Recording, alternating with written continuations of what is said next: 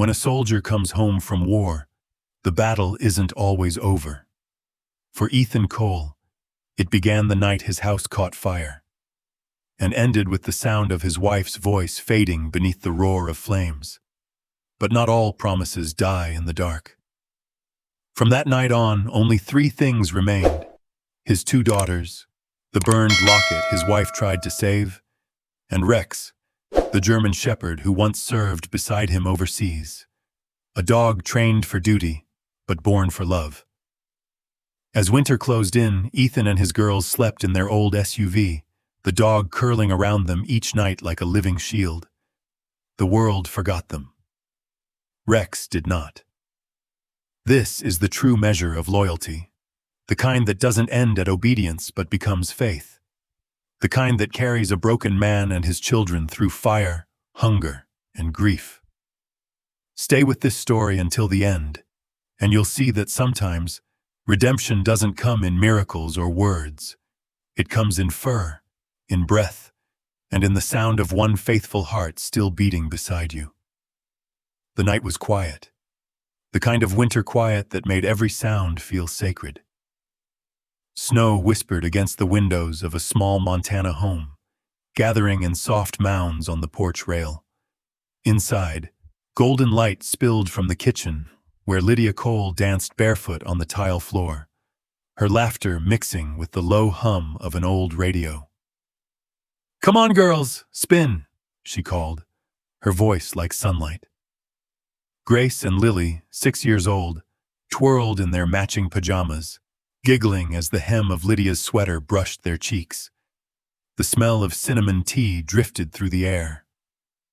On the couch, Ethan Cole watched, elbows on his knees, a faint smile breaking through the tired lines on his face.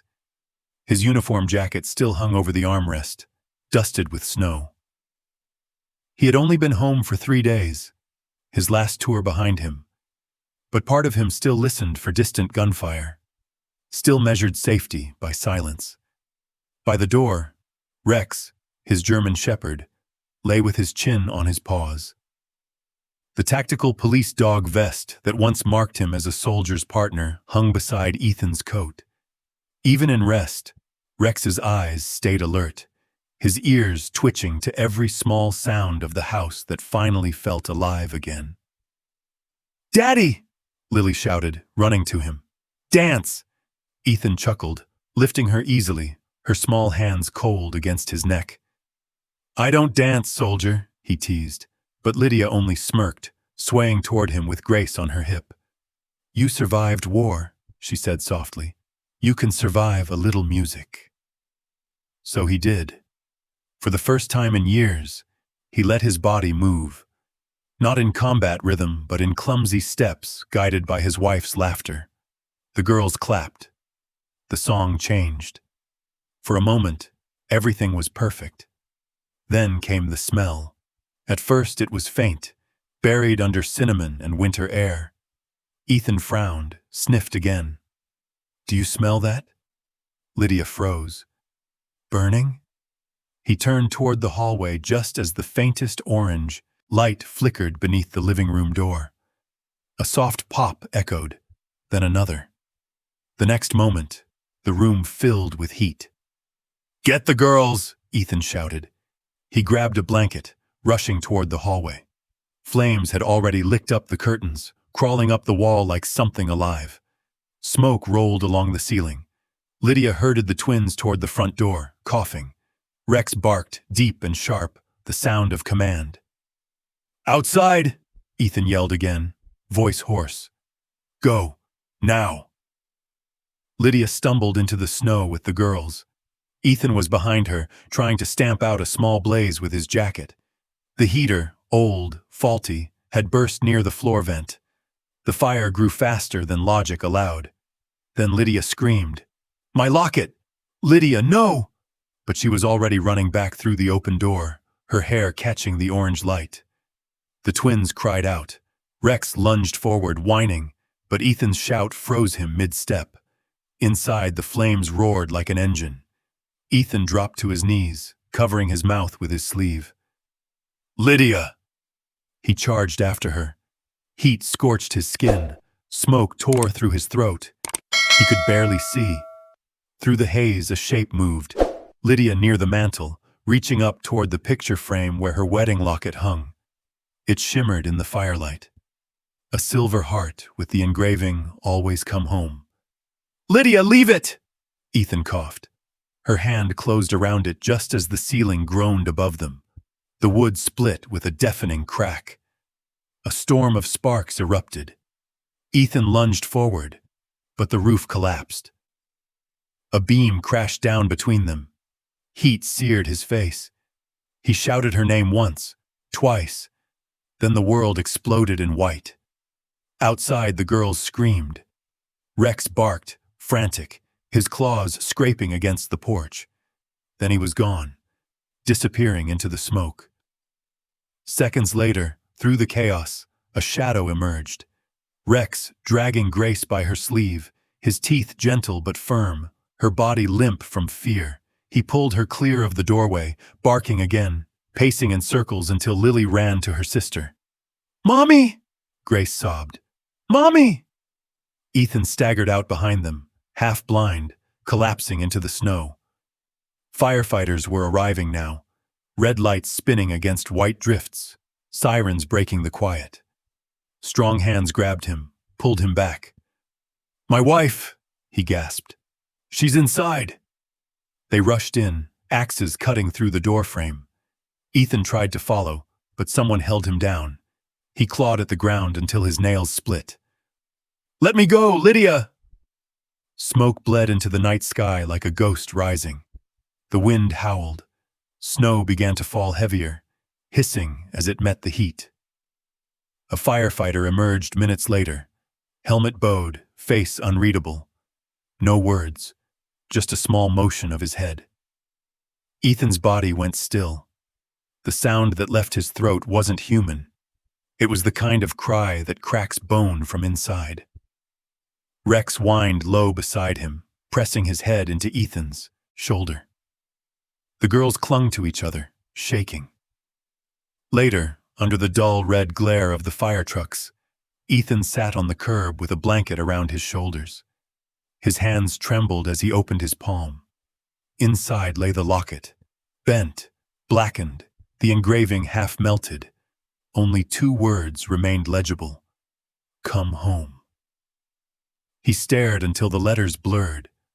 Behind him, the house collapsed inward, a final exhale of flame. The night smelled of metal and smoke and loss. A firefighter asked softly, "Sir, do you have anywhere to go tonight?" Ethan didn't answer. He just closed his hand over the locket and looked at the snow drifting over the ashes, covering them as if to pretend nothing had ever stood there. Rex lay beside the twins, wrapping his body around them, his fur still warm despite the cold. He watched the wreckage with silent understanding, eyes reflecting the last flickers of firelight. Ethan's breath came out in shudders. His world had narrowed to a single thought, one that hurt worse than any bullet. She went back for love, and I couldn't bring her home. As the last embers dimmed and the snow began to settle, Ethan lifted his face toward the gray sky. The wind was full of ghosts, and beneath it, the only sound left was the faint scrape of Rex's claws in the snow, circling the girls, guarding what was left. A house destroyed, a family shattered, and a soldier who finally understood that some wars never end. The wind had a voice now. It moaned through the hollow beams of what used to be their home, carrying the scent of wet ash and memory. Weeks had passed since the fire, but the smell clung to everything: charred timber, burned metal, the earth itself. Ethan Cole stood where the front porch once was, boots buried in soot and snow. His breath formed clouds in the cold air. The black skeleton of the house loomed behind him, its windows like hollow eyes. Somewhere deep in the ruins, the melted remains of a picture frame still clung to a wall. Inside it, nothing but gray paper. Lydia's smile, gone with the smoke. Behind him, two small voices broke the silence. "Daddy, can we go home yet?"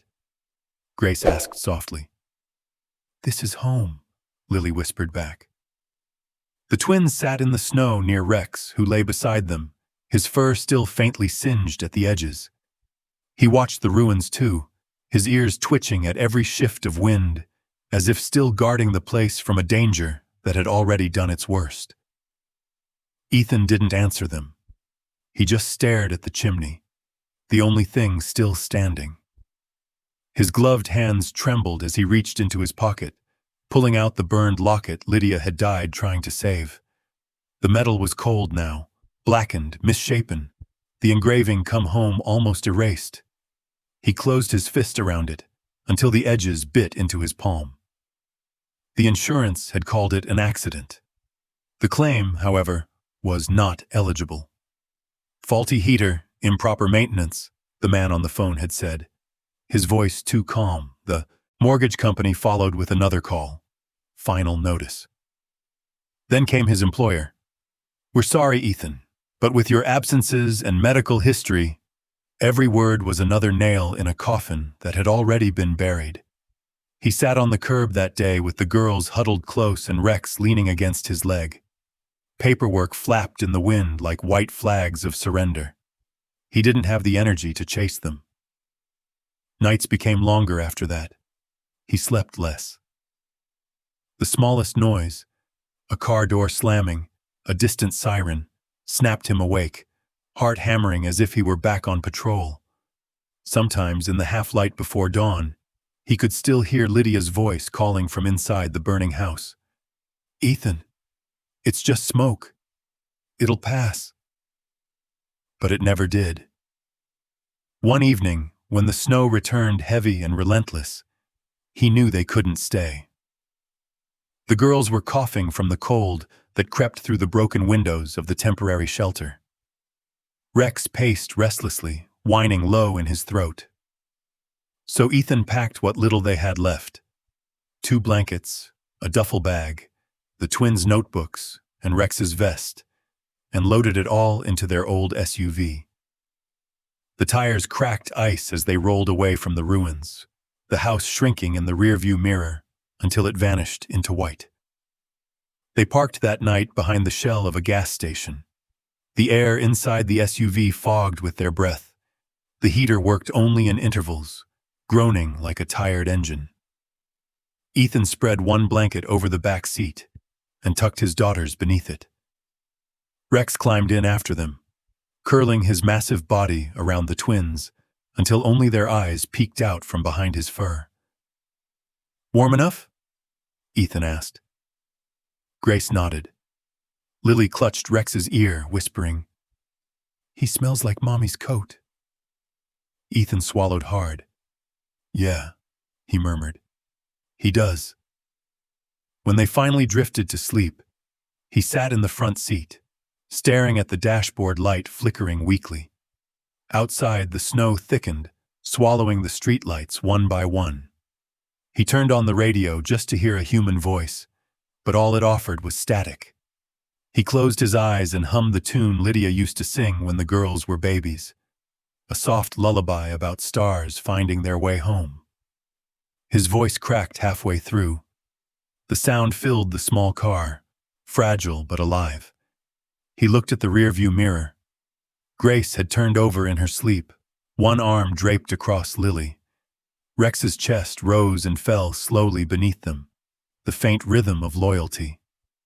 For a moment, Ethan allowed himself to imagine that Lydia was still there, sitting beside him, her hand resting on his arm the way she always did when life felt too heavy. But when he reached over, there was only the cold seat and the whisper of wind. The next morning, the world outside looked clean, white, and indifferent. People passed them on their way to work. Men in warm coats, mothers carrying coffee cups, children in colorful scarves. No one looked inside the fogged windows of the old SUV. No one saw the war being fought quietly behind the glass. Days turned into a routine of survival.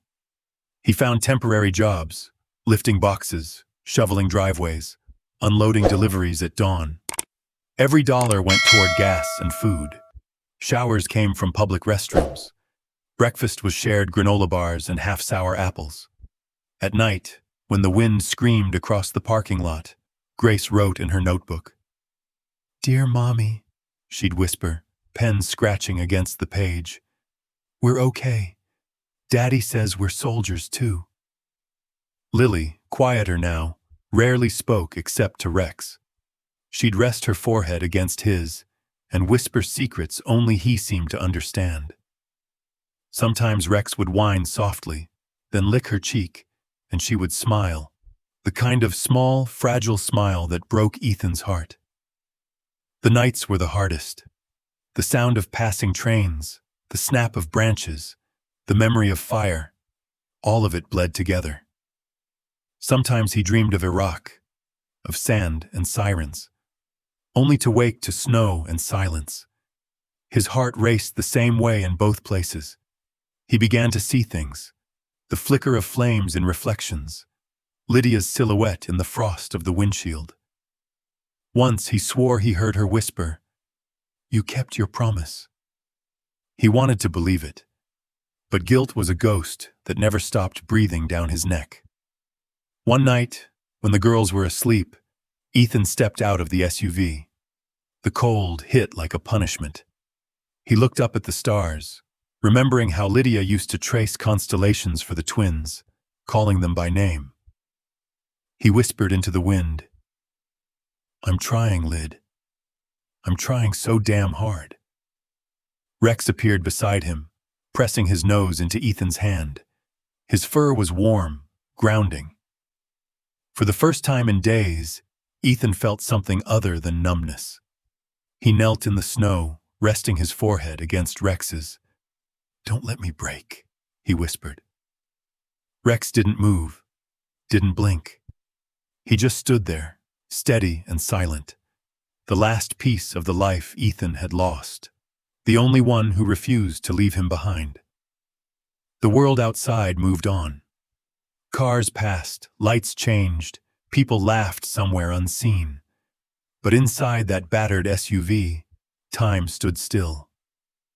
There was no music, no warmth, no future, only the slow breath of a dog, the quiet dreams of two children, and a man who refused to stop fighting. Grief, like the winter, had moved in for the long haul, and as the night deepened, the frost crept across the glass, etching invisible words that only the broken could read. Keep going. The drive took 3 hours, though it felt like a lifetime. Snow fell in slow, thick flakes, coating the windshield until even the wipers struggled to keep up. Ethan Cole gripped the steering wheel tighter, his knuckles white against the cracked leather. In the back seat, Grace and Lily sat wrapped in their blankets, faces pale under the yellow glow of the dashboard. Rex lay between them, his head resting on Lily's knee, eyes half closed, but alert, as always. The closer they got to Lydia's parents' home, the more Ethan's chest tightened. He knew what waited for him there. Not warmth, not forgiveness, but judgment sharpened over years of quiet resentment.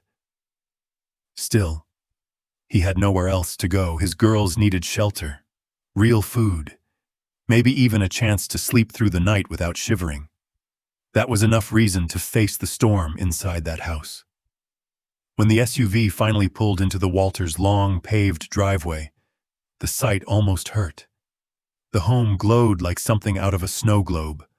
2 stories of brick and white trim, Christmas lights twinkling across the eaves, a wreath on the door, smoke curling gently from the chimney. Through the windows he could see the faint movement of silhouettes, the warmth of a life untouched by tragedy. His headlights caught the reflection of the words carved into the wooden mailbox. "The Walters family. Welcome home." The words burned. Ethan cut the engine. The silence afterward was thick. He turned back toward his daughters. "Stay close to me, okay?" Grace nodded. Lily clutched her stuffed bunny, the fur matted and gray from too many nights in the cold. Rex shifted, letting out a low breath that fogged the window. Ethan stepped out into the snow, boots crunching against the driveway. The wind bit his face, sharp as memory.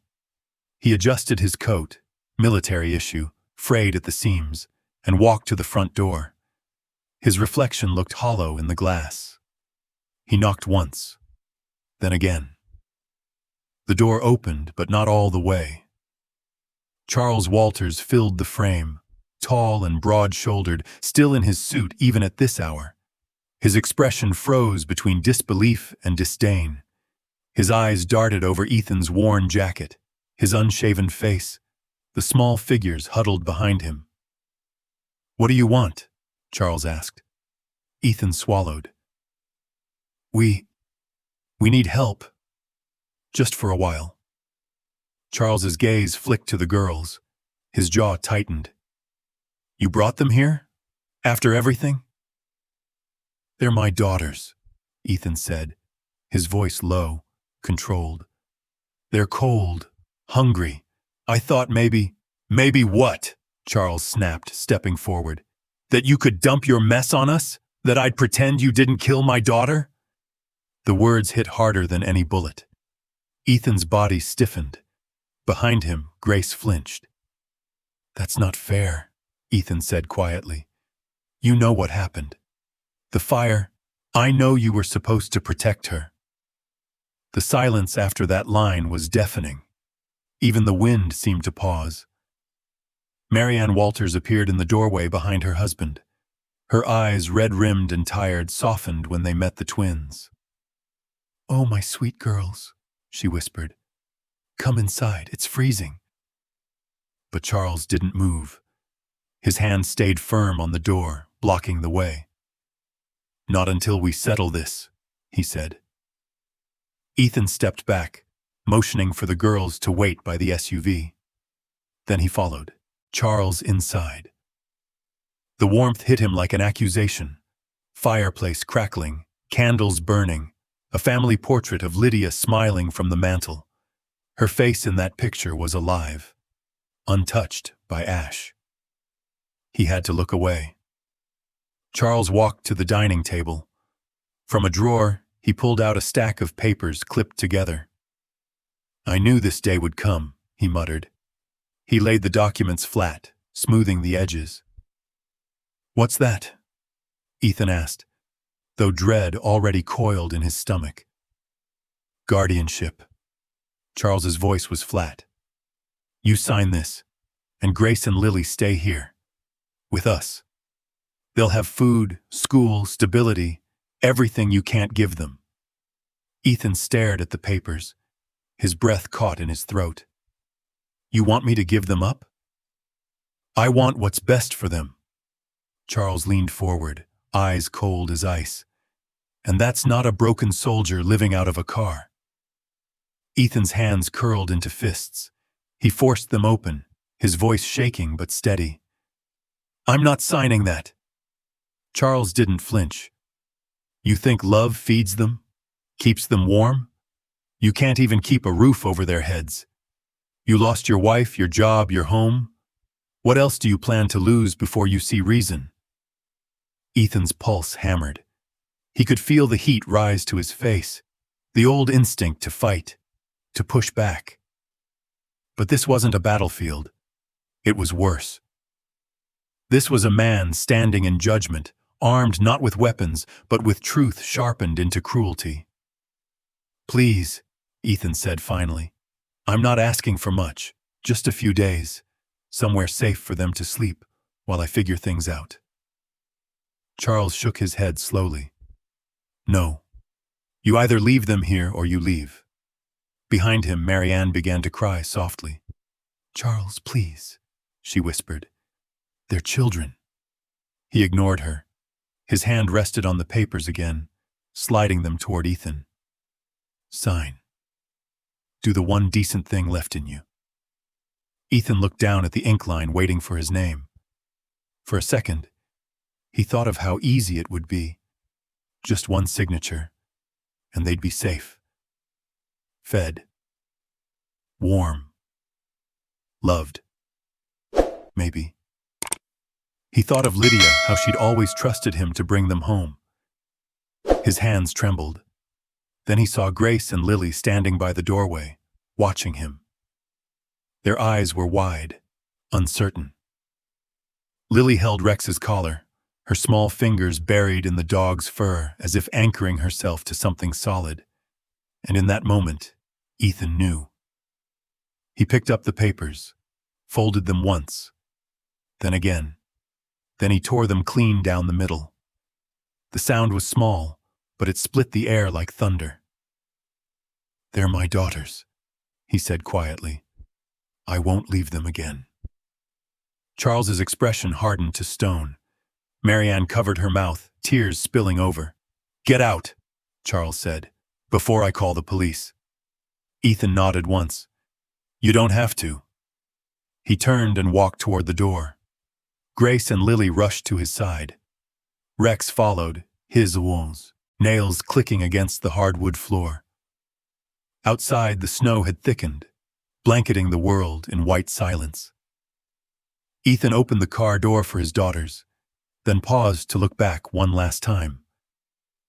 Marianne stood in the doorway, shoulders shaking. "I'm sorry," she whispered. "I tried." Ethan managed a faint nod. "So did I." He climbed into the driver's seat and started the engine. The headlights cut through the falling snow, and as the car rolled down the long driveway, the bright, warm house grew smaller in the mirror, until it disappeared completely. Inside the SUV, the twins were silent. The only sound was the hum of the tires and Rex's steady breathing. Ethan's eyes burned, but he kept them on the road. He whispered under his breath, too low for anyone but Rex to hear. "They can take everything, but not them." Rex lifted his head, ears twitching, as if in agreement. Outside, the snow kept falling, soft, endless, merciless. A father's defiance burned quietly against it, small but unyielding. The nights blurred together, one frozen breath at a time. By December's end, the SUV had become less a vehicle and more a fragile world of its own, a metal cocoon barely holding back the cold. Frost webbed across the windows like thin white veins. The air inside smelled faintly of damp wool and gasoline. Ethan Cole woke each morning before the sun, breath visible in the dim light. His first task was always the same: start the engine, if it would start, and wait for the heater to cough up a little mercy. When it did, he rubbed his hands together, exhaled, and looked back at his daughters.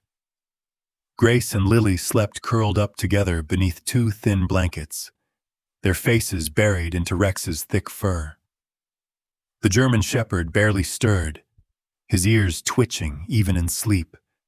His body rose and fell with the rhythm of the girl's breathing. When Ethan shifted in the driver's seat, Rex's eyes opened immediately. Alert, loyal, steady, always ready. Breakfast was whatever they had left. Usually granola bars, sometimes half a banana if luck had smiled the day before. Ethan would break the pieces in half, handing one to each girl. "You eat too, Daddy," Grace would say. He always smiled faintly, pretending to chew while they weren't looking. Their days followed a routine of survival. After wiping the fog off the windows with an old t-shirt, Ethan drove them to a public restroom by the highway. There, they washed up in silence. The girls brushed their teeth beside women they didn't know. Rex waited outside the door, sitting upright, breath steaming in the cold. Afterward, Ethan searched for day work. Sometimes he unloaded crates at a warehouse. Sometimes scrubbed dishes in a diner kitchen. Sometimes shoveled driveways until his hands went raw. He'd leave the girls at the public library, where it was warm and quiet, and Rex would stay with them, lying patiently by their feet as they colored or read books far too advanced for their age. When Ethan returned, exhausted but grateful, The girls always had something to show him. Drawings, stories, folded paper hearts. Grace often wrote small letters addressed simply to Mommy. He never asked to read them. Lily, meanwhile, had grown quieter with each passing day. She rarely spoke now, except when she leaned close to Rex's ear and whispered things only he could hear. Sometimes she'd press her forehead against his, her tiny hands buried in his fur. Whatever she said, it made her calm again. Ethan saw this and said nothing. Some healing didn't need words. At night, the parking lots changed. They slept in different places each time. Behind a grocery store, near a closed church, once even beside a row of delivery trucks. Ethan learned how to hide in plain sight, parking under flickering lights where no one cared enough to look twice. Rex always took first watch, his silhouette framed by the frost-streaked window, his breath fogging against the glass. When a car passed too close, he didn't bark. He just raised his head, eyes steady, waiting until the danger passed. Sometimes, Ethan caught himself whispering to him, "You still remember the drills, don't you, boy?" Rex would thump his tail once, as if answering, "I never forgot." It was on one of those nights, cold even by Montana standards, that the world closed in a little tighter. They'd parked behind a 24-hour grocery store, engine off to save gas. The twins slept in the back seat, Rex's body curved protectively around them. Ethan sat in the front, head resting against the window, his mind drifting somewhere between exhaustion and prayer. A sound broke the silence, a sharp rap on the glass. Ethan jolted awake. His instincts roared to life. For a split second, he wasn't in a parking lot. He was back overseas, the echo of gunfire still ringing in his ears. His hand went instinctively to the glove box before he caught himself. A flashlight beam cut through the window, blinding him. "Sir," a voice said, muffled but firm. "Step out of the vehicle." Ethan's pulse thundered. "It's okay," he whispered to the girls, who were now stirring. "Stay still." He cracked the door open. The cold rushed in, slicing through his breath. Outside stood a police officer, middle-aged, tired eyes, upkisatis under a heavy hood. The badge gleamed faintly under the parking lot lights. "Evening," the officer said. "Got a report of kids sleeping in a car." Ethan swallowed hard. "They're my daughters." His voice came out rough. "We're okay." The officer nodded slowly. "You mind stepping out for a minute?" Ethan did. Rex followed immediately, standing beside him, posture rigid but calm. His presence alone carried authority, a soldier's bearing that never faded. The officer's flashlight flicked briefly to the girls inside, still half asleep under the blankets. "They look cold," the officer said quietly. "You folks got somewhere to stay?" "Working on it," Ethan replied. "We move around. Safer that way." "Job?" "Day labor. Whatever I can find." The man studied him for a moment. "You a vet?" Ethan hesitated, then nodded. "Army." The officer's expression softened. "Yeah, I figured. You still got that look." He shifted his flashlight toward Rex, whose stance hadn't wavered. "And that's one hell of a dog." "Partner," Ethan said simply. The officer crouched a little, keeping his movements slow. "That right, boy?" he murmured, extending a hand. Rex sniffed, then sat, steady as a statue. The man smiled faintly. "Still on duty, huh? Holding your post." He stood again, looking back at Ethan. "He knows what he's doing." "Better than I do most days," Ethan said, almost under his breath. The officer nodded, the kind of nod that carried understanding more than pity. "Listen," he said, lowering his voice.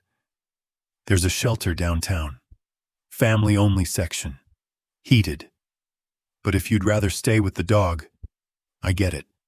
Some places don't take animals. You keep him close. Ethan felt something tighten in his throat. We'll be okay, he said. The man looked at him for a long moment, then sighed. Yeah, I think you will. He tapped the hood of the SUV lightly. Keep that dog close. He knows the way. Then he walked back to his cruiser, boots crunching in the snow. Ethan watched the taillights fade until they disappeared into the dark. Only then did he climb back inside. Grace stirred. Daddy? Just an officer, Ethan whispered. He was making sure we're safe. She blinked sleepily. Are we? Ethan looked at her, then at Rex, who had already resumed his silent guard, eyes glinting faintly in the dark. He reached back and brushed his hand over the dog's head. Yeah, he murmured. We're safe. Outside, the snow had started again, soft and slow, each flake catching in the streetlight like falling ash. Inside the car, the air was thick with quiet breath and something else. Faith, fragile but alive. Ethan leaned back, eyes closing. His hand stayed on Rex's fur, grounding him to the moment. I've got them, he whispered. You just keep watch. Rex didn't move. He didn't need to. His low exhale filled the silence, steady as the beat of a promise. The world outside went on, cars passing, lights flickering, distant laughter. But inside that old SUV, love stood guard in the shape of a dog who'd already seen too much of war, and a father who refused to surrender. And for one more night, that was enough. The morning began like every other, cold, gray, and silent. The parking lot was empty now, just lines of frozen asphalt and a lonely SUV layered in frost. The heater had died sometime in the night, and Ethan Cole could feel the cold in his bones before his eyes even opened. His breath hung in the air like smoke. He rubbed his hands together, glancing into the back seat. Grace and Lily were still asleep, faces turned toward Rex, whose body wrapped around them like a living fortress. Frost clung to the inside of the windows, turning them into pale mirrors that reflected nothing but exhaustion. Ethan reached for the ignition and turned the key. The engine coughed, protested, then fell silent again. Come on, he muttered, trying once more. The sound died in his hands. He sighed, leaning back. It was another day to endure. He reached for the scraper in the glove box, stepped out, and was instantly hit by the kind of cold that bites through layers. His boots crunched on the ice as he circled the car, scraping slowly, breath fogging with each motion. Then he saw it. A yellowed envelope, stuck beneath the windshield wiper, stiff with frost. He froze the scraper halfway to the glass. For a long second, he just stared. No one knew them here. He hadn't given anyone their location, hadn't stayed in one place long enough for anyone to care. He pulled the envelope free carefully. The paper was thick, old-fashioned, with a wax seal half broken by the cold. On the front, his name was written in a hand that wavered, but held strength still.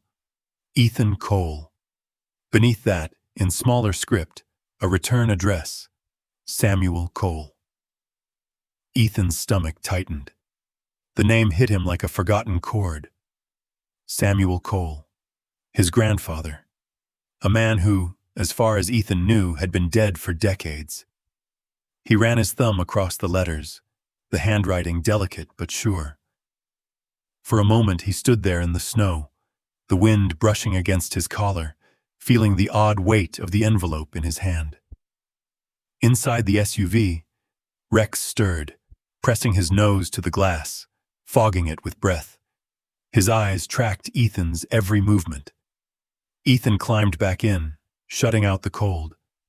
The girls were waking now, yawning, their cheeks flushed from the chill. "What's that, Daddy?" Grace asked, blinking. "Just something strange," he said softly. something I don't understand yet. He didn't open it right away. Instead, he started the engine again. This time it caught, rattling but alive. They drove in silence for a while, the letter sitting on the dash, sunlight catching its edges. By afternoon, they had parked behind an abandoned hardware store, a place they'd used before.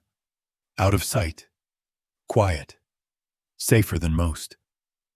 The girls shared a sandwich while Rex watched over them, his tail thumping softly each time Lily leaned against him.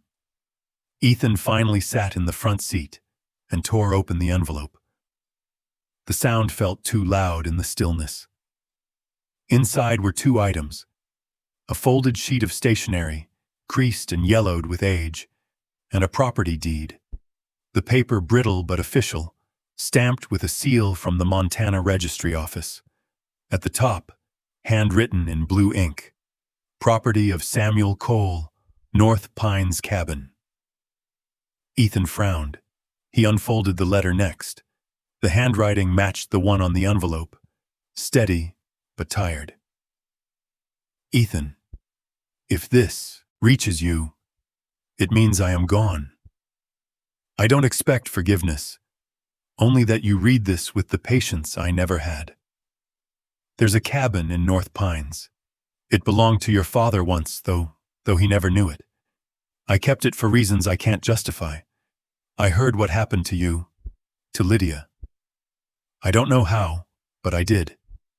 The property is yours now, free and clear, for the ones who still know how to protect what matters.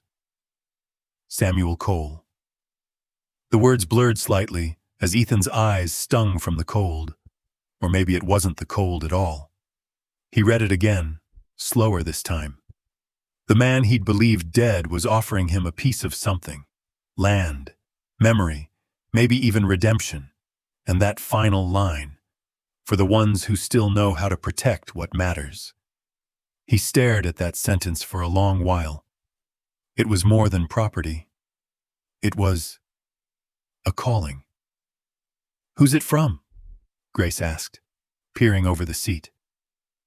Someone I used to think didn't exist, Ethan murmured. He folded the letter carefully, like it was something fragile, and placed it back into the envelope. Lily tilted her head. What's North Pines? He smiled faintly. I don't know yet. But maybe it's a place that's still standing. Rex shifted, letting out a quiet sound between a sigh and a growl. He rested his chin on the center console, eyes fixed on the letter, as if recognizing something Ethan couldn't. The snow outside had stopped, leaving the world washed in silver-gray light. Ethan took out an old road atlas, pages curled and worn. He flipped through it until he found the name. North Pines, Montana. Small letters near the edge of the map, close to a river and miles of forest. It wasn't far, maybe a few hours north. That night, after the girls fell asleep, he stayed awake. The hum of the engine was soft, almost like a heartbeat. He spread the map across his knees, tracing the roads with a finger. Each town he passed over felt like another world he no longer belonged to. Names of places where people still had porches and warm kitchens. Places untouched by fire and loss. But North Pines, something about it called to him. Rex lifted his head, watching him silently. His eyes reflected the dashboard light. Steady, unwavering. You know, don't you? Ethan whispered. You always do. The dog tilted his head slightly, ears twitching. Ethan smiled faintly, though it didn't reach his eyes. He folded the map, slipped it into the glove box, and rested his hand on the envelope once more. Maybe this was madness, chasing a letter from a ghost, driving toward a memory that wasn't his. But he had nothing left to lose, and two small lives depending on him to believe in something again. He looked back at his daughters, their faces soft in sleep. Grace's hand rested on Rex's paw. Lily's hair was tangled, her lips moving with dreams. Ethan exhaled slowly. The decision was already made. He leaned his head back against the seat, whispering into the dark. "We're going north." Rex let out a low, approving sound, tail tapping once against the seat. Outside, frost began to form again on the windshield, delicate patterns curling over the glass like veins of ice reaching for the dawn. Inside the car, the letter sat quietly on the dashboard, small, ordinary, but powerful enough to tilt the axis of their lives. For the first time in months, Ethan felt something unfamiliar stirring beneath the weight of grief. Not peace, not joy. Something simpler. Hope. The road north was a ribbon of ice and silence. Ethan Cole kept both hands on the wheel, the wind scraping against the SUV's frame like claws. The headlights cut narrow tunnels through the dark, illuminating the falling snow, flakes spinning wild and endless across the windshield. Grace and Lily slept in the back seat, their heads pressed together, faces soft in the dim glow of the dashboard. Rex sat upright between them, watching the road ahead. The old German shepherd didn't blink much, as if he knew this wasn't just another drive. It was a journey toward something that waited, something calling from far beyond the reach of grief. The sign appeared around dawn. North Pines, 3 miles. The road turned narrow, lined with birch trees, whose silver trunks gleamed under the thin light. When they finally reached the cabin, the SUV's tires crunched to a stop on frozen gravel. Ethan stepped out and just stood there for a long time. The cabin was small, half buried in snow, its roof bowed from years of winter, the porch sagging under the weight of neglect. The lake beside it was frozen solid, an unbroken sheet of pale blue stretching toward the trees. It looked like the world had forgotten this place. But somehow, it was still standing. Ethan's breath curled into the air as he whispered, "We made it." Grace rubbed her eyes from the back seat. "Is this it?" "It's home," Ethan said softly. The word felt fragile, but it stayed. He opened the door for the girls. Rex leapt out first, landing in the snow with a crunch. His tail lifted, ears alert, nose twitching as he began to circle the area.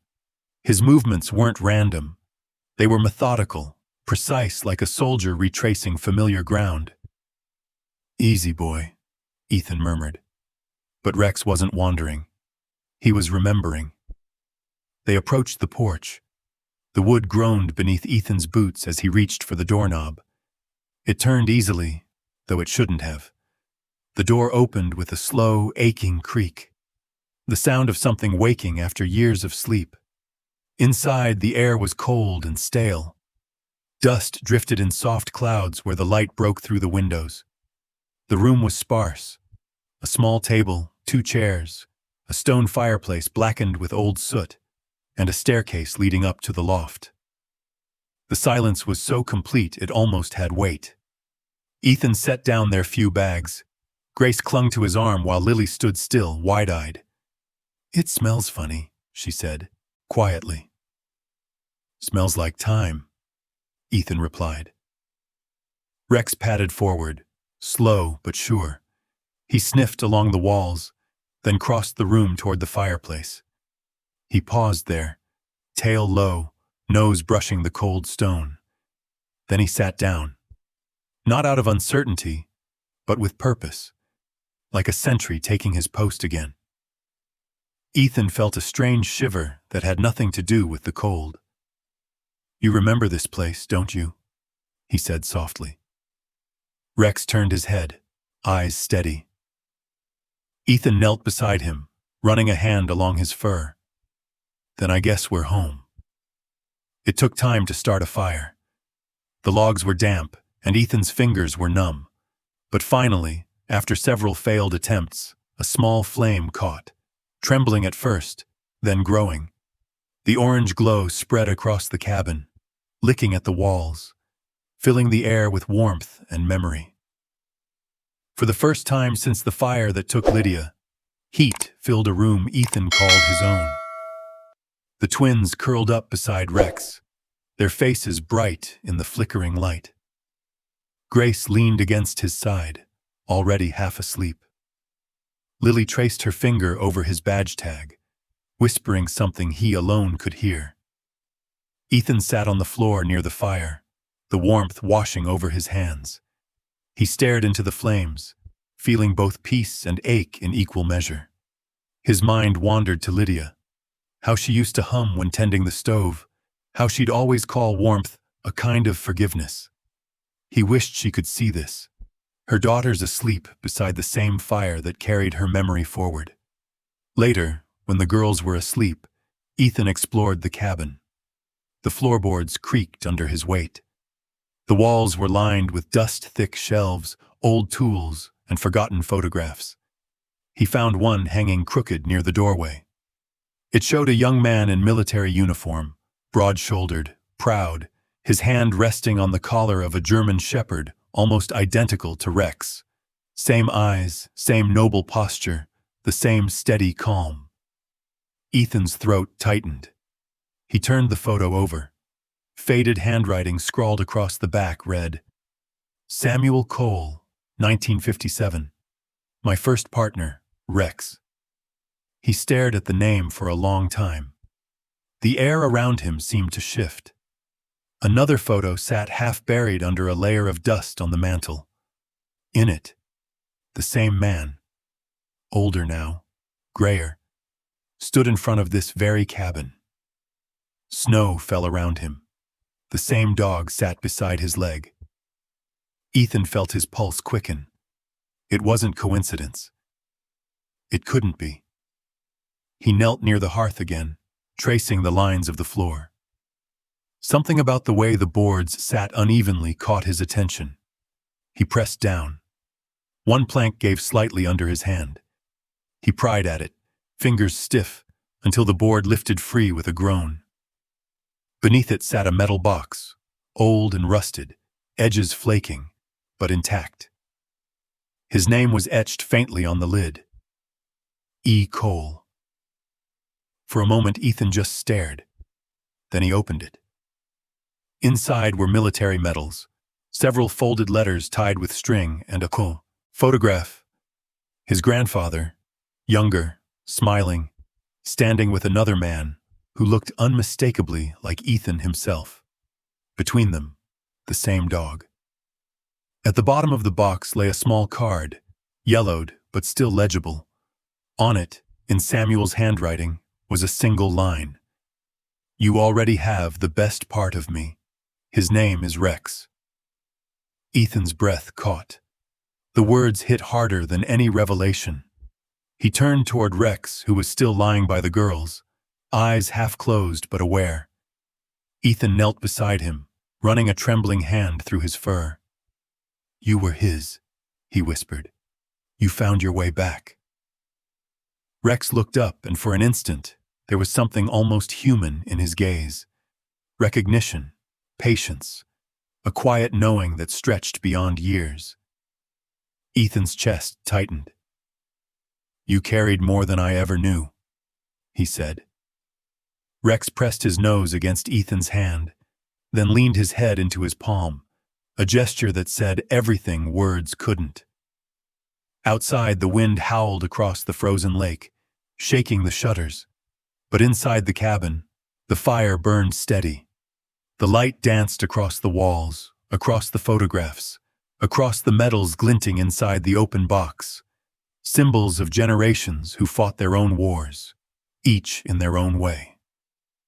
Ethan sat there until the fire died down, his daughters asleep in the glow, Rex resting between them like a sentinel carved out of loyalty itself. And for the first time in a long, brutal stretch of winter, the silence didn't feel empty. It felt like inheritance, not of wealth, but of purpose. He looked into the fire one last time before sleep, whispering to no one in particular, "Thank you." Outside, snow drifted softly against the window pane. Inside, 3 heartbeats and 1 steady breath filled the house that had waited, not for an heir, but for a home. Winter gave way slowly, like a wound learning how to close. By the time the snow began to melt, Ethan Cole had already rebuilt more than a cabin. He had rebuilt himself. Each morning began with the same ritual: the creak of the porch steps under his boots, the sound of Rex's tail thumping against the wood, and the sight of sunlight inching across the frozen lake. The cabin still bore its scars: cracked beams, patched windows, and a roof stitched together with scrap lumber and stubbornness. But it stood firm, stronger now, like its owner. The locals from the nearby town of Everbrook had started calling it Haven Ridge. The name stuck, spreading in whispers first, then in stories. They said the man who lived there was a soldier, widowed, raising 2 girls and a dog that seemed more guardian than pet. They said the house had a way of pulling in people who'd lost too much and letting them leave a little lighter. Ethan never corrected them. The days settled into rhythm. He fixed what he could and learned what he couldn't. A farmer down the ridge taught him how to split logs properly. An old mechanic traded tools for help stacking hay. By March, Ethan had patched the roof and built a new fence from discarded boards. Every nail he drove felt like a heartbeat. One for Lydia, one for the girls, one for the promise of never running again. He found a rhythm in work, a rhythm in silence.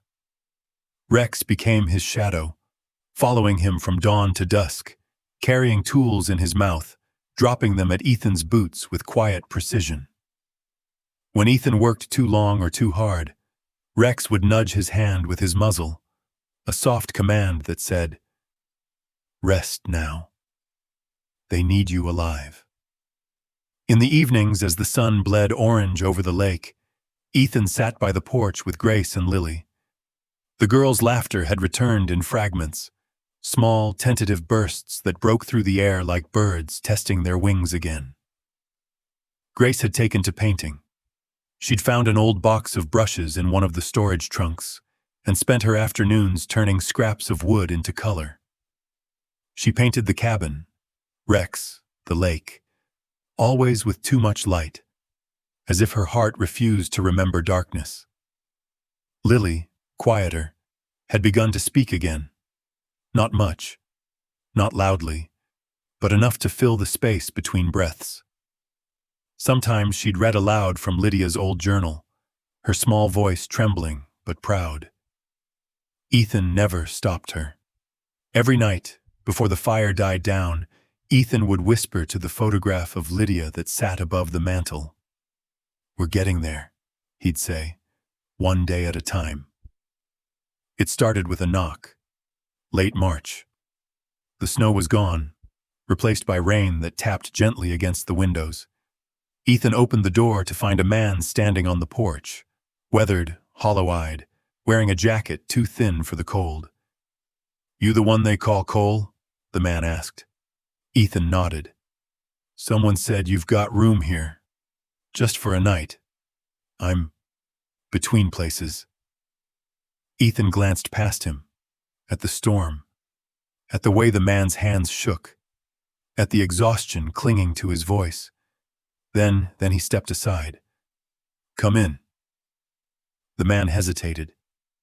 "You sure?" Ethan smiled faintly. "No one gets turned away here." That was the first. Then came another, a woman with 2 kids escaping a bad home. Then a retired Marine with a limp and no family left. Then a nurse whose husband had been buried 6 months earlier and who couldn't bear the quiet of her own house. They came broken, wary, sometimes angry. But Haven Ridge didn't ask questions. It only asked that they help in return, cooking, fixing, listening. The cabin that once echoed with loss now hummed with life. Laughter mingled with hammer strikes. Pots clattered in the kitchen. Children's drawings covered the walls where cracks used to be. And Rex, loyal, tireless Rex, became the heart of it all. He seemed to know who needed him most. If someone woke screaming from a nightmare, Rex would be there first, paw against the door until they opened it. If a widow sat too long by the fire, eyes vacant, Rex would rest his head in her lap until the tears came. He didn't bark often, didn't demand attention. He just was, steady, silent, faithful. Ethan began to realize what his grandfather must have meant. You already have the best part of me. His name is Rex. The dog wasn't just family. He was memory, legacy, and healer all in one. The living bridge between men who'd fought wars of different kinds. Some nights, when the house was quiet, Ethan would find Rex lying by the fireplace, the light flickering across the dog's fur, and he'd whisper, "You're doing more good than I ever could." Rex would lift his head slightly, tail brushing against the floor, as if to say, "We're doing it together." By late spring, Haven Ridge was unrecognizable from the ruin it once was. The roof was new, the walls solid, and the land alive with sound. A small vegetable garden grew out back, and the path to the lake had been cleared of weeds. A local paper wrote a short article about the cabin that helps people heal. Ethan never gave an interview. He just nodded when the journalist thanked him and went back to chopping wood. The only plaque in the house hung above the mantel. Grace had painted it herself, in bold, uneven letters. Healing is loyalty. One evening, as the sun slipped below the ridge, Ethan stood on the porch watching the sky turn violet. Behind him, laughter filled the air, the kind of laughter that used to belong to other people, other lives.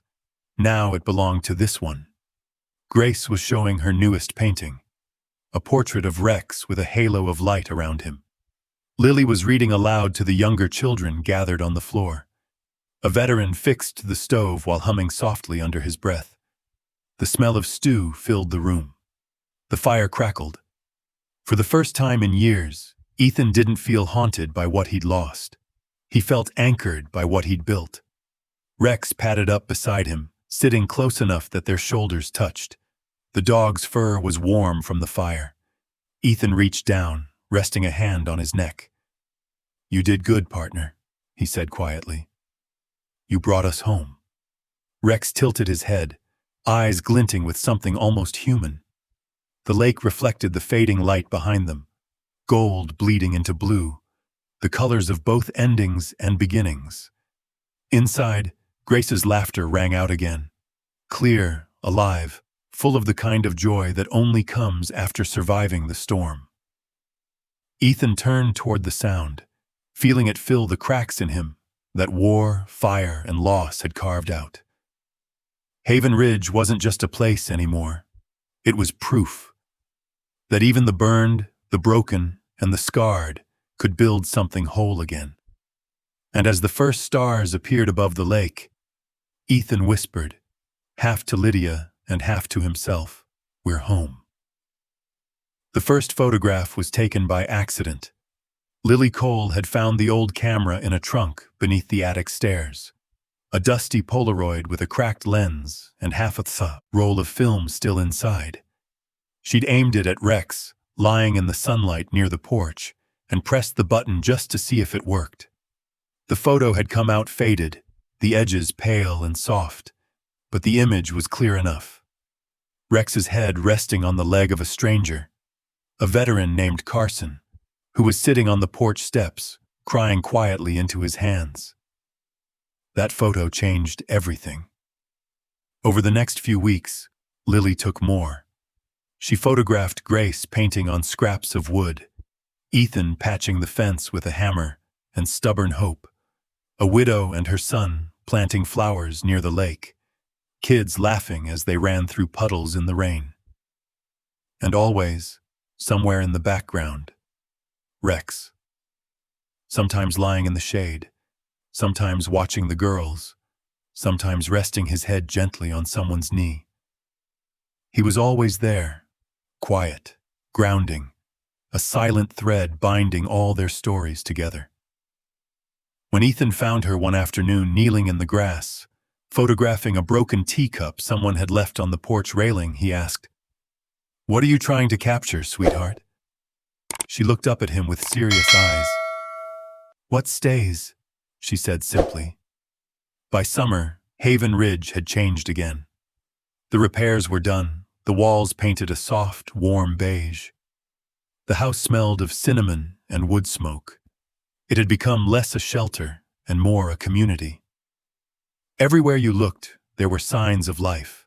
Laundry drying on the line, laughter echoing from the back fields, voices mingling like music. It was Lily who came up with the idea first. "We should show them," she said one night at dinner. Ethan frowned. "Show who what?" "The town," she said. "Show them what this place really is. Not just the house, the people.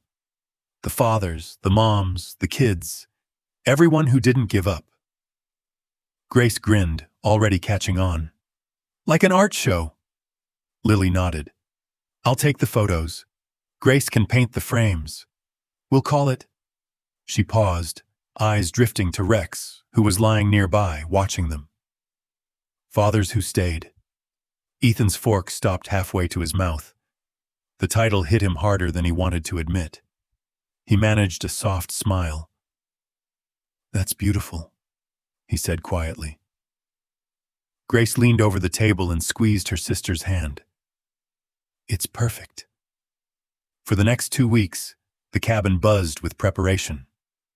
Lily sorted through hundreds of photos, spreading them across the living room floor. Grace painted wooden frames in soft browns and blues. Carson built stands out of reclaimed lumber. The kitchen smelled of sawdust and apple pie. Ethan watched it all unfold like a dream he hadn't realized he'd been waiting for. He'd tried to help at first, but Lily insisted this was her project. "You've already built the place," she told him. "Let us show what it's become." So he stood back, watching his daughters move through the house like sunlight itself, illuminating everything they touched. Even Rex seemed to sense the shift. He followed Lily as she worked, lying nearby as she printed and labeled each photo by hand.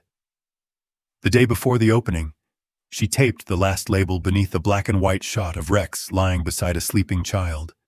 It read simply, "He never left." The night of the gallery arrived with the soft hum of summer crickets and the faint smell of rain on the breeze. The garage, once cold and cluttered, had been transformed into a gallery of light. Strings of bulbs hung across the ceiling, bathing the photographs in a golden glow. Dozens of people came. Townsfolk, veterans, mothers with children. Some had stayed at Haven Ridge before. Others had only heard the stories. They moved through the space slowly, reverently, as if walking through something sacred. There were photos of fathers fixing roofs, of kids holding hammers too big for their hands, of women cooking by the stove while someone played guitar in the corner, and Rex, always Rex, appearing like a ghost of faith in every frame. At one end of the room, a veteran stopped in front of a photograph of Rex pressing his head against a boy's shoulder. The man's breath hitched. He reached up and touched the edge of the frame. "He used to do that," the veteran whispered to no one in particular, "when I couldn't breathe at night. That dog. He just knew." Tears rolled down his weathered cheeks, but he didn't hide them. No one did. Later in the evening, the crowd quieted. Grace stepped onto the small wooden platform they'd built from old boards. She held a folded piece of paper in her hands. "My sister wanted me to read something," she said, her voice trembling slightly. "It's called home." She glanced at Lily, who nodded encouragingly from the front row, Rex's head resting in her lap. Grace took a breath and began. "Home isn't where fire ends," she read softly. "It's where light begins again. It's the sound of someone staying. Even when the world tells them to go, it's the warmth of fur against cold hands, the laughter that grows from ashes. Home isn't found, it's rebuilt, one heartbeat at a time. The room was silent, the kind of silence that feels holy. Ethan stood at the back, hands clasped, eyes burning. He didn't wipe the tears this time. They slid down his face freely, clean as absolution. He looked at his daughters, Grace standing tall, voice clear, Lily sitting quietly, eyes shining, and felt something shift deep inside him.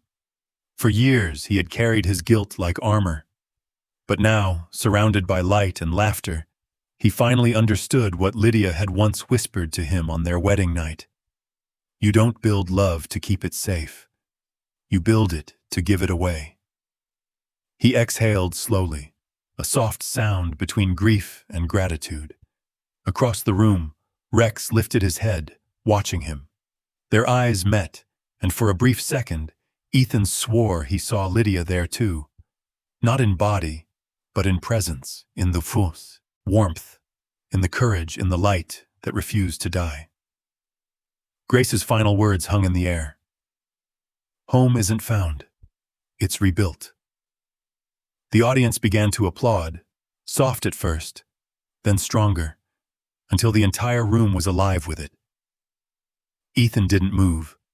He stood in the back, tears streaking his face, his heart full and breaking all at once. When he finally spoke, it wasn't to anyone in particular. It's beautiful, he whispered. You did it, girls.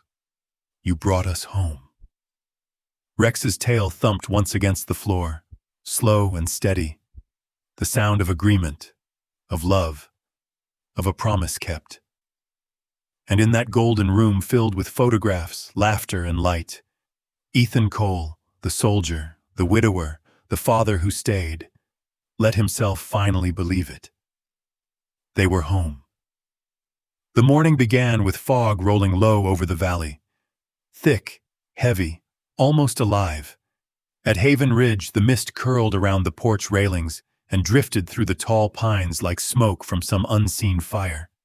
Inside, Ethan Cole was fixing a loose hinge on the kitchen door, while Grace and Lily chased each other between the tables, their laughter carrying like music through the quiet.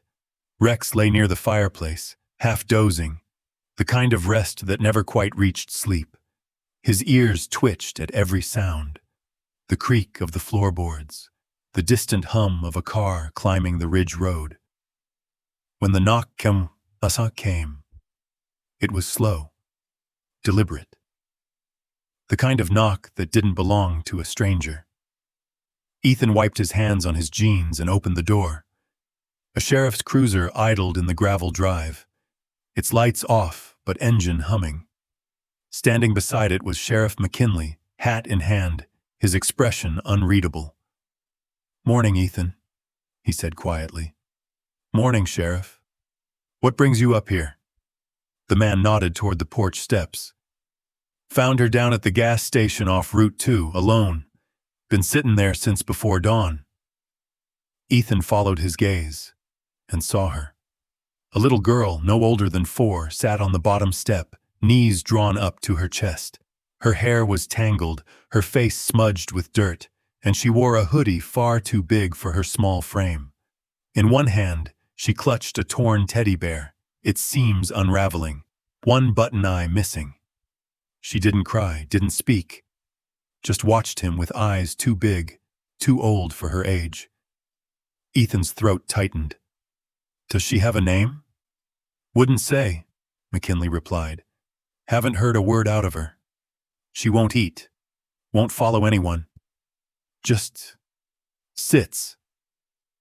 When I mentioned your place, she finally looked at me. Figured that was reason enough." Ethan nodded slowly. "You can leave her here." The sheriff hesitated. "You sure? Could take her to county. They'll—" "No." Ethan's voice was steady, quiet, but firm. "She stays." McKinley studied him for a long moment, then tipped his hat. "Didn't think you'd say anything else." He crouched down, setting a small backpack, beside the girl. All she had with her. Maybe there's a clue inside. As the cruiser pulled away, the sound of gravel crunching faded into silence. Ethan knelt down on the step, keeping his distance. "Hey, sweetheart," he said softly. "You're safe here, okay?" The girl didn't answer. Her eyes flicked toward him, then back to the teddy bear. Behind him, Grace and Lily had stepped out onto the porch, their curiosity written across their faces. "Daddy," Grace whispered. "Who's she?" "I don't know yet," he said. "But she needs a place to rest."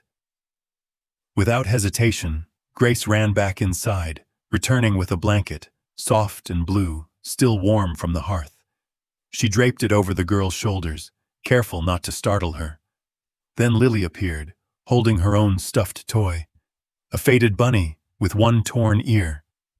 She hesitated only for a moment before placing it gently beside the teddy bear. "You can borrow him," Lily said quietly. "His name's Toby. He's good at listening." Still no words from the child, but her fingers tightened around the new toy.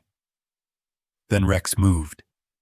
He stepped down the porch stairs with deliberate care, his paws silent against the wood.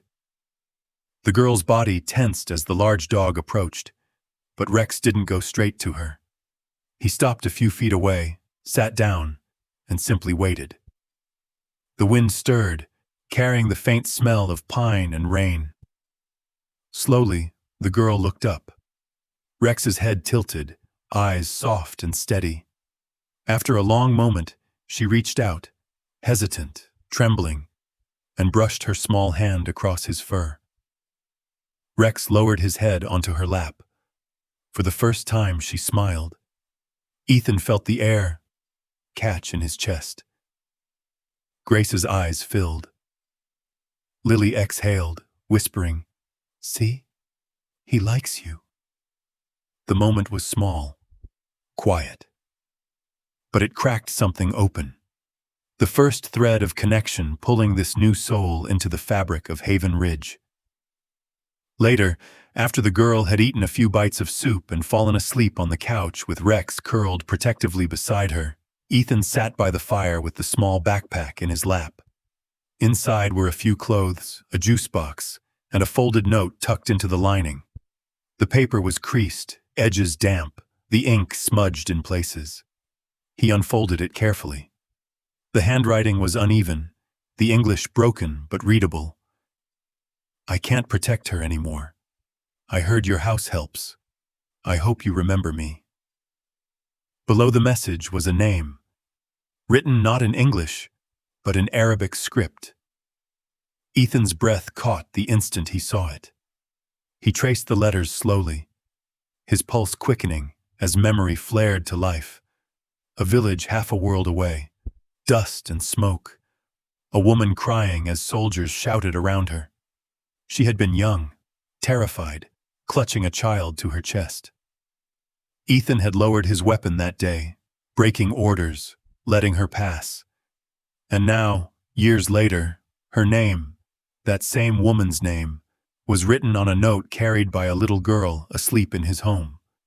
He sat there for a long time, the paper trembling in his hands. When he finally looked up, Rex was watching him from across the room, eyes reflecting the firelight. He didn't move, didn't need to. They both understood what it meant.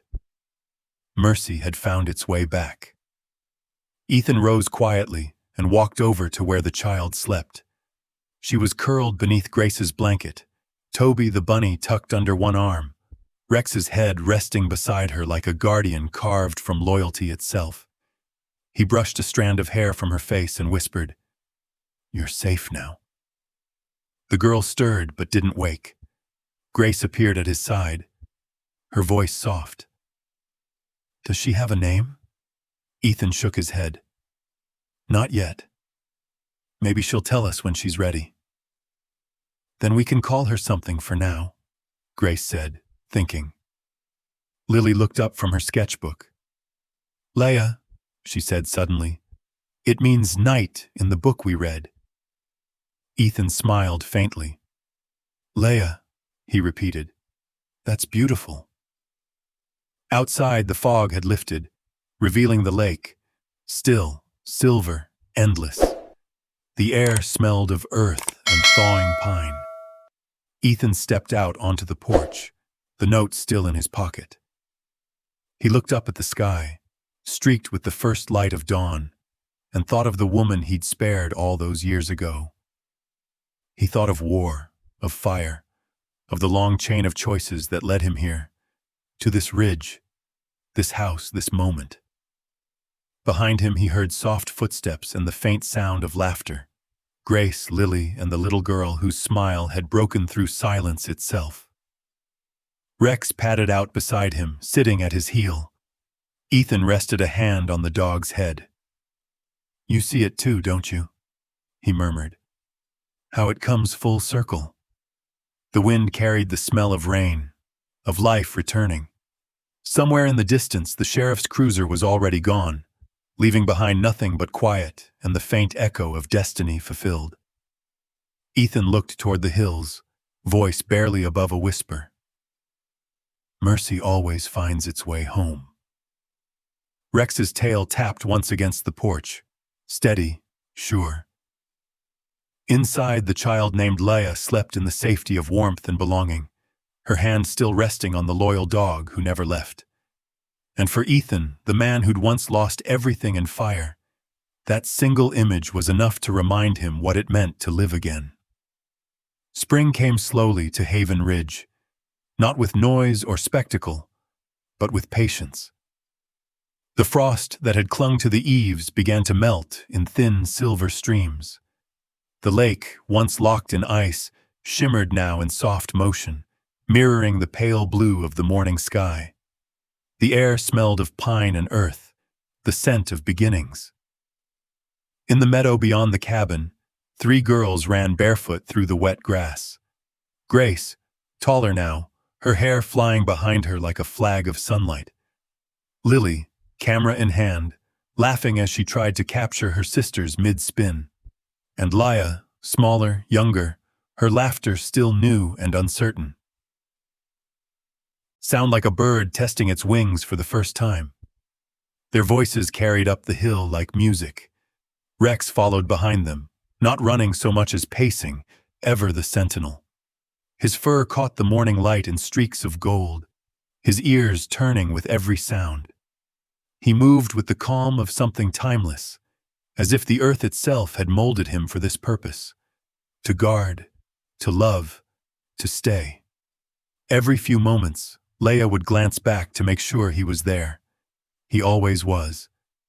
Up on the hill above them, Ethan Cole stood with a mug of steaming coffee in his hand. The air was cool enough that each breath still left a faint trace in the wind. He wore an old flannel shirt, sleeves rolled up, eyes fixed on the lake below. The sunlight glinted across the water, the same spot where months ago he'd stood surrounded by silence and ghosts. Now it shimmered with life. He could hear the laughter of his daughters echoing through the valley, the bark of Rex joining in like punctuation to joy. It was the kind of sound that healed, the kind that rewrote the silence of loss. He reached into his pocket and pulled out a photograph. The edges were worn, the colors faded. Lydia's face smiled up at him, hair caught in a wind that wasn't from this world anymore. For a long while he didn't say anything. He just stood there, feeling the warmth of the sun and the hum of life all around him. Then, quietly, he whispered, "You made it home after all." The wind picked up just then, brushing against his face as if in answer. The lake rippled. A petal from a nearby wildflower drifted past, landing near his boot. He smiled faintly. "Yeah," he murmured. "We all did." The girl's laughter swelled below. Leia had tripped and fallen into the grass, but instead of crying, she giggled, rolling over as Grace helped her up. Lily crouched nearby, snapping another photograph, capturing the moment, freezing joy the way only she could. Ethan watched them, heart full and aching in equal measure. The ache wasn't pain anymore. It was memory, softened by time. He thought of the road that had led them here, the fire, the hunger, the nights spent in that old SUV, the letters, the ghosts, the strangers who became family. Every scar, every tear, every step, it had all been worth this. A morning like this one. He looked down the slope to where the cabin stood, smoke curling lazily from the chimney. The sign above the door gleamed faintly in the light. Haven Ridge. And below it, the hand-painted plaque Grace had made months ago. Healing is loyalty. He'd added one more line beneath it recently, carved with his own knife and steady hands. Dedicated to Rex, the dog who never left. Rex barked once, sharp, commanding, as if answering the unspoken mention of his name. The girls turned, laughing, waving for him to chase them again. He bounded forward this time, tail wagging, the great shepherd moving like wind over grass. Grace ran beside him, her arms stretched wide. Lily clicked the shutter again, her camera capturing what Ethan wished he could hold forever. Leia threw her arms around Rex's neck as he caught up to her, and the dog stood still, letting her lean into him, patient and still as stone. From where he stood, Ethan saw it clearly. The living embodiment of everything Haven Ridge had become. Once this land had been haunted. Now it was holy. As the sun climbed higher, the air grew warmer, the frost melting from the last corners of shadow. Ethan made his way down the hill, the grass brushing against his boots. He stopped at the edge of the field, watching as the three girls gathered wildflowers near the fence line. Rex trotted over, stopping beside him. His fur brushed against Ethan's leg. "Hey, partner," Ethan said softly. "You've done your job well." Rex lifted his head, eyes meeting his, calm, wise, steady. For a long moment, man and dog simply stood there in silence, the kind of silence that doesn't separate but binds. "You brought us all the way home," Ethan whispered. Rex leaned slightly into his side, the smallest gesture of acknowledgement, the way soldiers salute without words. Ethan knelt, resting his forehead gently against Rex's, his eyes closed, breath mingling with the dog's steady rhythm. "Thank you," he said simply, "for everything." Rex's tail brushed the grass once, twice. When Ethan opened his eyes again, the girls were waving for him to join them. He smiled. "Come on, old boy," he said. "Let's go see what they've found." Together, they walked through the sunlight. Father, daughters, and the shepherd who had guarded them all through fire and frost. That evening, as dusk settled over the ridge, the house glowed with golden light. Inside, the girls sat around the table painting wildflowers onto old wood planks, laughing at each other's crooked petals. Leia's giggle had grown louder, freer. Grace hummed one of Lydia's old songs.